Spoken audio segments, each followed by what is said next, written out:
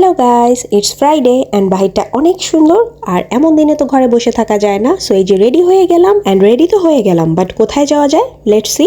So বের হয়েই আমরা ডিসাইড করে ফেললাম, গত কয়েকদিন ধরে বৈশালের বিভিন্ন পেজে একটা ক্যাফের ওপেনিং এর অ্যানাউন্সমেন্ট দেওয়া হয়েছিল। এটার নাম হচ্ছে মুন নাইট ক্যাফে। এটা কালিজিরা ব্রিজের নিচ থেকে যেতে হয় একদম নদীর মোহনার দিকে। আর ফ্রাইডেতে যেহেতু এটার ওপেনিং ছিল, সো আমি খুব এক্সাইটেডই ছিলাম যে নতুন একটা ক্যাফে যেহেতু আমার দাদাবাড়ির এলাকায় ওপেনিং হচ্ছে, সো এখানে তো যাওয়াই যায়। বাট গিয়ে তো আমি লিটারালি ডিসঅ্যাপয়েন্টেড। আমি ভিডিওতে যেভাবে দেখেছি, হ্যাঁ পরিবেশটা সুন্দর ছিল, বাট কাস্টমার অ্যাটেন্ড করা কিংবা ফুড সার্ভিং এর ব্যাপারে ওরা একদমই প্রিপেয়ার ছিল না। আর তাদের মেনুতে যেসব খাবারের কথা বলা হয়েছিল তার কোনো কিছুই অ্যাভেলেবেল ছিল না। ওকে, ব্যাপার না, যেহেতু নতুন একটা ক্যাফে এরকম প্রবলেম হতেই পারে। বাট দ্য থিং ইজ, নতুন একটা ক্যাফে, আরো আজকে ওপেনিং ডে, স্বাভাবিকভাবেই মানুষজন বেশি হবে। সো ক্যাফের মিনিমাম সার্ভিসটুকু থাকা উচিত ছিল, যেটা একদমই অ্যাবসেন্ট ছিল আজকে এখানে। আমরা জাস্ট গিয়েছি এখানে যেহেতু এটা আমার দাদাবাড়ির এলাকা, আর নদীর পাড়ের এই জায়গাটায় আমার অনেক স্মৃতি আছে। ছোটবেলায় আমরা কাজিনসরা এখানে এসে অনেক মজা করতাম, এই কারণেই এখানে ঘুরতে আসা।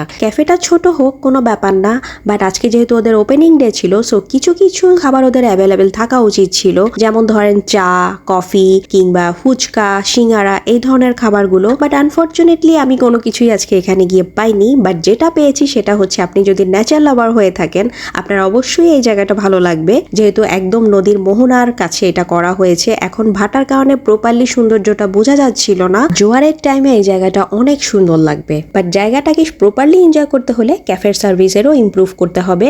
আর বিকেল টাইমটা কিংবা সন্ধ্যার পরে নদীর পাড়ে সময় কাটাতে তো এমনিই ভালো লাগে, আর সেখানে যদি এরকম ছোটখাটো একটা ক্যাফের ব্যবস্থা থাকে, একটু গরম চা কিংবা কফি এই ধরনের ব্যবস্থা থাকে, এটাই কিন্তু আমাদের অনেক ভালো লাগে, যেটা অ্যাকচুয়ালি এখানে এসে পাওয়াই গেল না।